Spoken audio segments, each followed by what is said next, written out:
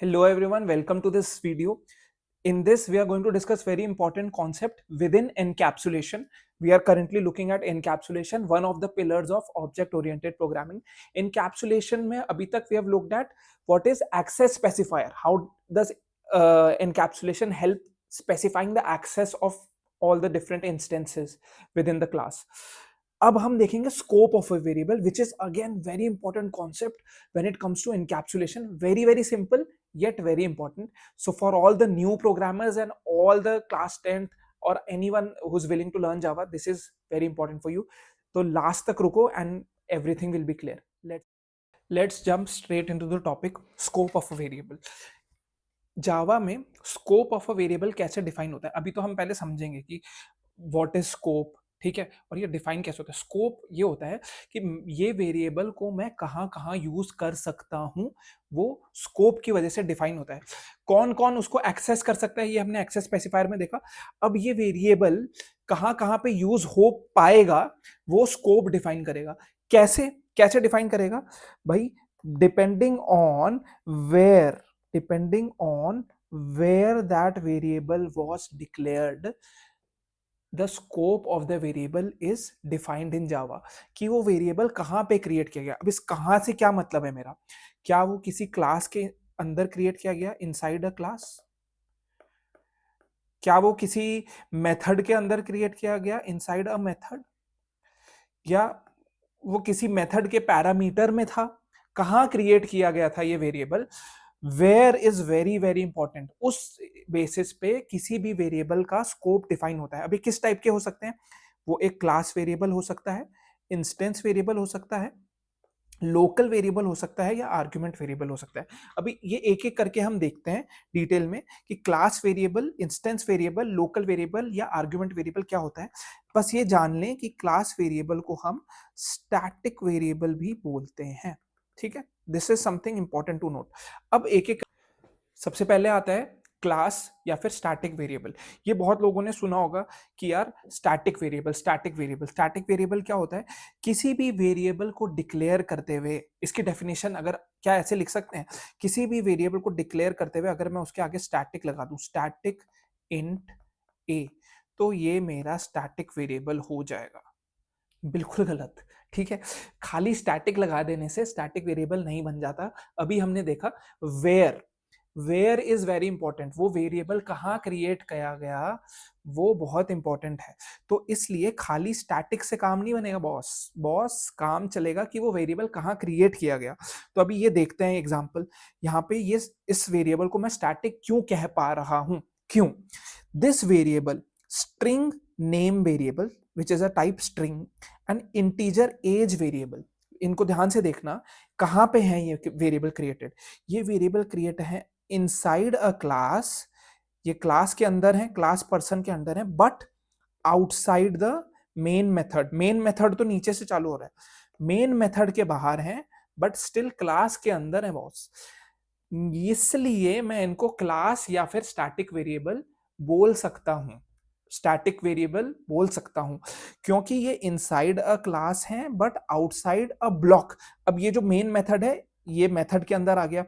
If के अंदर भी अगर ये नहीं हो सकते, लूप के अंदर भी ये नहीं हो सकते मतलब इनको लूप के अंदर क्रिएट नहीं किया जा सकता, डिक्लेयर नहीं किया जा सकता. सबसे पहली बात, इनिशियलाइज. ये क्लास के अंदर और किसी भी ब्लॉक, इफ लूप या मेथड में इंक्लूडिंग मेन मेथड, उसके बाहर होने चाहिए, तभी ये क्लास और स्टैटिक वेरिएबल कहलाए जाते हैं. ये अपने को क्लियर हो गया बेसिस वेयर कि ये स्टैटिक वेरिएबल क्यों है. अब इससे होता क्या है? ये स्टैटिक वेरिएबल तो है, बट अब इससे होता क्या है? जब भी कोई वेरिएबल को स्टैटिक डिक्लेयर कर दिया जाए ना, तो जावा क्या करता है, एक लोकेशन मेमोरी का निकाल के उसको फिक्स कर देता है उस वेरिएबल के लिए. ये लोकेशन निकाला उसने मेमोरी का, और इसका मान लो वेरिएबल स्ट्रिंग वाला जो था नेम, वो उसने फिक्स कर दिया. Location, memory location fixed. इस एक वेरिएबल का मेमोरी लोकेशन फिक्स कर दिया. अब क्या हो रहा है देखो, इस प्रोग्राम की मदद से समझते हैं कि स्टैटिक की वजह से क्या होता है. अब इस प्रोग्राम में मेन मेथड बना, दो ऑब्जेक्ट बने, एक OB1 पर्सन क्लास का OB1 ऑब्जेक्ट, पर्सन क्लास का ही OB2 ऑब्जेक्ट।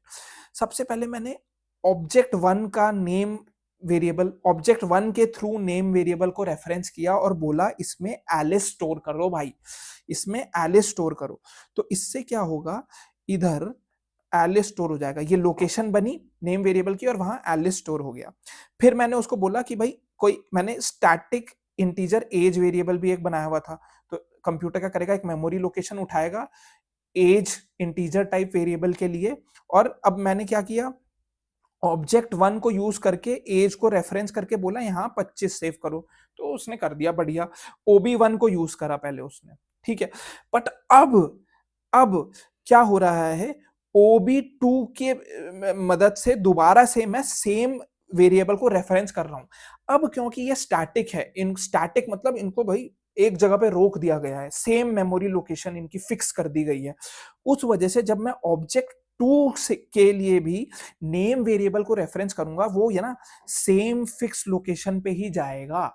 OB2.name भी भाई इधर ही आएगा, इधर ही आएगा। OB2.name भी यहीं पहुंचेगा और बोलेगा अब इसमें एलिस तो था, तूने करा था एलिस, बट अब इसी के ऊपर बॉब कर दे। अब जो एलिस के ऊपर ही बॉब हो जाएगा, एलिस गया, अब एलिस चला गया, अब बॉब आ गया। सेम OB2.age भी, क्योंकि मेमोरी लोकेशन फिक्स थी, स्टैटिक वेरिएबल है, वो सेम जगह पे आएगा OB2 के लिए भी और बोलेगा भाई 25 तो तूने किया होगा तू 25 अपने घर पे, बट अभी तू यहाँ पे 30 कर दे। तो वो ओवरराइट कर दे रहा है। क्यों कर दे रहा है, क्योंकि वेरिएबल स्टैटिक है, सेम मेमोरी लोकेशन बार बार एक्सेस हो रही है, भले ही आप अलग अलग ऑब्जेक्ट्स के थ्रू करें, सेम मेमोरी लोकेशन पे जा रहे हैं। अब मैं प्रिंट करूं OB1.age प्रिंट करूं, चाहे OB2.age प्रिंट करूं, प्रिंट तो 30 ही होगा बबुआ, क्योंकि वो स्टैटिक वेरिएबल था, वो ओवरराइट हो चुका है। समझ रहे हैं? अब मान लो अभी आपको इसमें कुछ कंफ्यूजन है कि ये रेफरेंस क्या हुआ, स्टैटिक का क्या हुआ, तो नेक्स्ट एग्जांपल में वो बिल्कुल क्लियर हो जाएगा। नेक्स्ट, अब अगला है इंस्टेंस वेरिएबल। इससे आपको ना क्लैरिटी पूरा आ जाएगा, जो अभी हम ऑब्जेक्ट्स और रेफरेंस का वो कर रहे थे।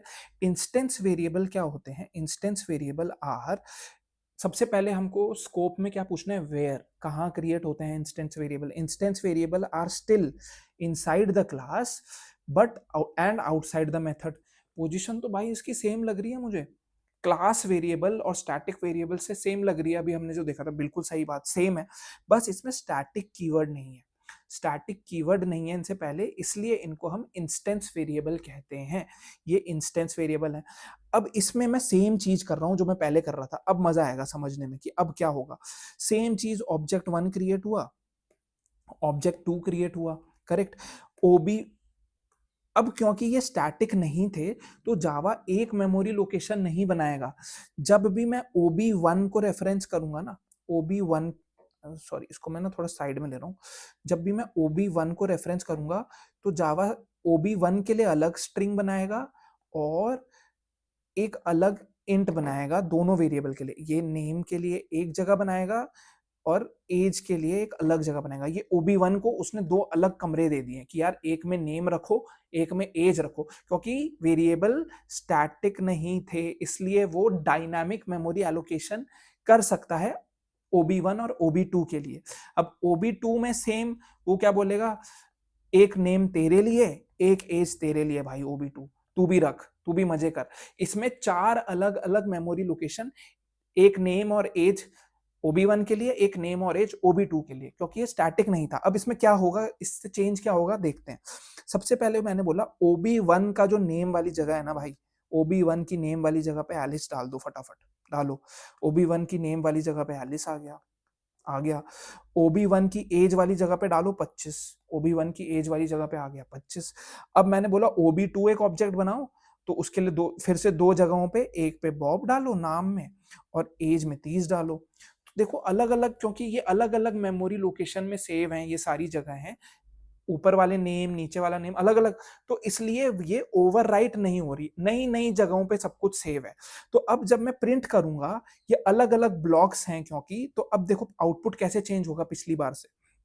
मैं क्या प्रिंट कर रहा हूं, OB1 का नाम हाइफन OB1 का एज, सबसे पहले ये प्रिंट हो रही है, तो इसमें क्या आएगा, OB1 का नाम एलिस हाइफन 25। सबसे पहले तो OB1 वाला मेमोरी लोकेशन एक्सेस होगा। OB1 डॉट नेम में वो गया OB1 वाले नेम वेरिएबल पे और वहां से एलिस खींच के ले आया, फिर प्रिंट हुआ हाइफन और फिर OB1 की एज वाली लोकेशन पे गया यहाँ पे और 25 ले आया। अब OB2 डॉट नेम पे वो यहाँ आएगा, उसी लोकेशन पे नहीं जाएगा क्योंकि स्टैटिक नहीं था। अब OB2 डॉट नेम पे वो लाएगा खींच के बॉब हाइफन 30। तो देखो कैसे स्टैटिक ना लिखने से क्या कमाल हुआ। स्टैटिक लिखने से एक सिंगल मेमोरी लोकेशन नहीं एलोकेट हुआ था, अलग अलग ऑब्जेक्ट्स के लिए अलग अलग मेमोरी लोकेशन था। Each instance of the class के लिए न्यू मेमोरी एलोकेशन था, जो दूसरा बुलेट पॉइंट है। इंस्टेंस ऑफ द क्लास मतलब OB1 के लिए अलग मेमोरी लोकेशन थे, OB2 के लिए अलग थे, इसलिए अलग अलग आउटपुट आ पा रहे हैं, राइट। तो ये सिंपल इंस्टेंस वेरिएबल का कॉन्सेप्ट, और पिछला वाला अभी आपने देखा था तो आपके लिए ये कॉन्सेप्ट क्लियर हो गया। अब आता है भाई तीसरा type, local variable. Local variable क्या होता है? लोकल, लोकल नाम से ही समझ आता है भाई ये तो अपना ही है, लोकल लड़का है, ये अपना लोकल लड़की है। लोकल मतलब भाई आसपास वाले, जो एक जिला एक जगह से सीमित हों, who have a defined region, किसी एक ब्लॉक के अंदर रहते हों, वो लोकल होते हैं। सिंपल, बहुत ही सिंपल एक्सप्लेनेशन। लोकल वेरिएबल होते हैं जो हम अभी क्लास वेरिएबल में बातें कर रहे थे, ये क्लास वेरिएबल होता है ना जो, और इंस्टेंस वेरिएबल, वो किसी ना ब्लॉक के अंदर नहीं होने चाहिए। सेम उल्टा, अगर किसी ब्लॉक के अंदर कोई चीज है, ब्लॉक क्या हो गया? मेथड, इफ कंडीशन, कोई लूप, उसके अंदर अगर कोई वेरिएबल बना दिया है आपने तो भाई वो लोकल हो गया, वो उसी का होके रह जाएगा, वो उसी मेथड का होके रह जाएगा, लोकल ही रह जाएगा। उसको आप बाहर नहीं यूज कर सकते, कहीं पे उस ब्लॉक के बाहर आप उसको यूज नहीं कर पाएंगे। देखते हैं एक एग्जांपल। वॉइड मेन फंक्शन बनाया क्लास टेस्ट के अंदर, if condition, if true. If true क्या है? एक कंडीशनल स्टेटमेंट है, कंडीशनल कंस्ट्रक्ट है, जो कब तक चलेगा? चलता रहेगा भाई, क्योंकि इफ ट्रू तो हमेशा चलता है। ये जिसको समझ नहीं आ रहा ना, उसने मेरे वीडियोस नहीं देखे हैं तो इसलिए, बट ये कॉन्सेप्ट समझने के लिए आप समझिए कि इफ बनाया हमने, इफ के अंदर मैंने एक वेरिएबल क्रिएट किया, int num equal to 10। If के अंदर मतलब मैंने एक ब्लॉक के अंदर, इफ के अंदर एक वेरिएबल क्रिएट किया, तो ये क्या है? एक लोकल वेरिएबल है, ये इस इफ का ही होके रह जाएगा, इस इफ के बाहर ये यूज नहीं होगा। तो सबसे पहले मैं प्रिंट कर दिया मैंने, system dot out dot print inside if num. तो अगर मैं इस इफ के अंदर ही इसको यूज कर रहा हूं, जब तक इसको मैंने इस नंबर को प्रिंट कर दिया, इफ के अंदर ही हूं मैं, यहाँ पे देखो ये दोनों जो लाइन है ये इफ के अंदर है, इफ यहां से यहां तक है, तो मैं इसको इफ के अंदर ही यूज करूं, इसमें कुछ ऐड कर दूं, डिवाइड कर दूं, इसको प्रिंट कर दूं जैसे मैंने ये किया, तो वो हो जाएगा क्योंकि वो लोकल वेरिएबल है। बट जैसे ही इफ खत्म होता है, और मान लो देखो ये तो कमेंट एडेड है, डबल स्लैश के बाद ये जो लिखा हुआ है ये कमेंट है, ठीक है। अगर आपको कमेंट्स नहीं पता तो आपको वो वीडियो देखना पड़ेगा, ये कमेंट है, जस्ट रेफरेंस के लिए ऐड हुआ हुआ है कि अगर यहाँ पे प्रिंट स्टेटमेंट होता, इफ के बाहर प्रिंट स्टेटमेंट होता जिसमें मैं ये नम लोकल वेरिएबल प्रिंट कर रहा, तो ये एरर दे देता। क्यों दे देता? क्योंकि भाई ये लोकल है वेरिएबल, ये इफ के अंदर का वेरिएबल है, इसको मैं इफ के अंदर ही यूज कर सकता हूं, इफ खत्म होते ही इसके सारा वजूद मिट जाता है, इसको आप इफ के बाहर प्रिंट नहीं कर सकते हैं। लोकल वेरिएबल्स को cannot be access outside the block in which they are defined. Okay, so this is pretty straightforward. और ये यहाँ पे ये अलग से ये क्या लिखा हुआ है, ये छूट गया, इसकी हमने बात नहीं करी। This also applies to main method. Main method के अंदर भी आपने कुछ ऐसा कर दिया, कोई वेरिएबल डिक्लेयर किया है, तो वो मेन मेथड के अंदर ही यूज हो पाता है, वो भी लोकल वेरिएबल ही होता है मेन मेथड का, ठीक है। This can be an MCQ और अ इंटरव्यू क्वेश्चन कि क्या मेन मेथड के अंदर कोई वेरिएबल क्रिएटेड है, is that also a local variable? Your answer is yes. Now let's look at the next type. अगला टाइप फटाफट, आर्ग्यूमेंट वेरिएबल। आर्ग्यूमेंट इंग्लिश वाला आर्ग्यूमेंट मत समझना, मैं इंग्लिश को यूज करके बहुत कुछ समझाता हूं, जैसे एनकैप्सुलेशन समझा था, कैप्सूल में बंद कर दो। आर्ग्यूमेंट से आप लड़ाई झगड़ा नहीं समझ सकते हैं, ये वाला इंग्लिश से नहीं समझ आएगा। Argument is a basic concept, जैसे जो भी ब्रेसेस के अंदर लिखा होता है जिसको हम पैरामीटर बोलते हैं, जब हम उसको बाद में कॉल करते हैं तो वही आर्ग्यूमेंट कहलाता है, ठीक है। ब्रेसेस के अंदर जो वेरिएबल डिफाइंड हो किसी मेथड में ब्रेसेस में अगर कोई वेरिएबल डिफाइंड हो तो वो आर्ग्यूमेंट वेरिएबल होता है। ये भी उसी मेथड का होके रह जाता है, ठीक है, ये भी उसी मेथड का होके रह जाता है। अब इसमें देखिए क्या क्या अलग अलग, इस एग्जांपल से दो क्लैरिटी आ जाएंगी। ये जो पैरामीटर, ये जो ब्रैकेट के अंदर है, ये तो आर्ग्यूमेंट वेरिएबल हो गया, समझ गए हम कि arguments exist only when a parameterised method is called.